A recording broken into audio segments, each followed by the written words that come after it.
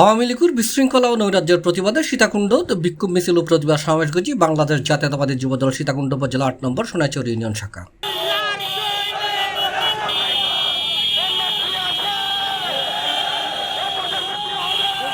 শনিবার বিকালে ৮ নম্বর ইউনিয়ন যুবদলের সাধারণ সম্পাদক মুমিন উদ্দিন মিন্টুর নেতৃত্বে বিক্ষোভ মিছিল ইউনিয়নের গামারিতলাতুন শুরু হয়ে শীতলপুর গুড়ি ঢাকা চট্টগ্রাম মহাসড়ক প্রদক্ষিণ করে বারাউলিয়ার বক্তার ফারাদ জায়গায় শেষ হয়।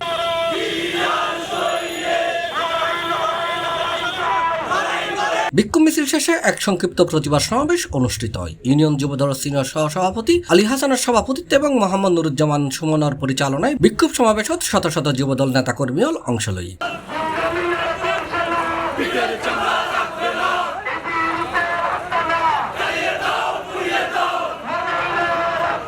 এই সময় উপস্থিত আছেন ইউনিয়ন যুবদলের সাংগঠনিক সম্পাদক কফিল টিটু, যুগ্ম সম্পাদক রাজু আহমেদ আজাদ, ওয়ার্ড যুবদলের সাধারণ সম্পাদক নওশাদ, আমানতুল্লাহ সুমন, ৩ নম্বর ওয়ার্ড সভাপতি জসিমউদ্দিন, সাধারণ সম্পাদক ইলিয়াস, ৪ নম্বর সভাপতি মোহাম্মদ মুস্তাফা, সিনিয়র সহসভাপতি নুর নবী, ৬ নম্বর ওয়ার্ড সভাপতি আরিফুল গাউস তুষার, সাধারণ সম্পাদক সাদাত হোসেন, ৭ নম্বর ওয়ার্ড সভাপতি মোহাম্মদ জামাল, ৮ নম্বর ওয়ার্ড সভাপতি মোহাম্মদ আলমগীর, যুগ্ম সম্পাদক পারভেজ, ৯ নম্বর ওয়ার্ড সভাপতি আলমগীর হোসেন ইমরান, সাধারণ সম্পাদক রিয়াজউদ্দিন সহ উপস্থিত আছেন যুবদল নেতা শাহাবুদ্দিন, রমজান, আনোয়ার, কামাল উদ্দিন, ইদ্রিস, রাজু কামাল, কাউসার জাভেদ, হোসেন, ফিরোজ, নবী, ফারুক মিজান সহ বিভিন্ন নেতৃবৃন্দ।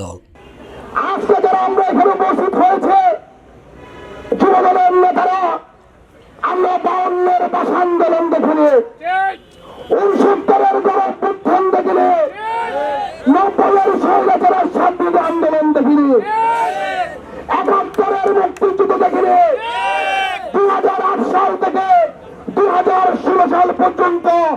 এই খুনি স্বৈরাচার নিয়ে শেখ হাসিনা সরকার সারা বাংলাদেশে বিএনপির নিরীহ নেতা কর্মীদের উপর যে স্ট্রিমলাইট চালিয়েছে আমরা সবাই ইতিহাস সাক্ষী ইনশাআল্লাহ।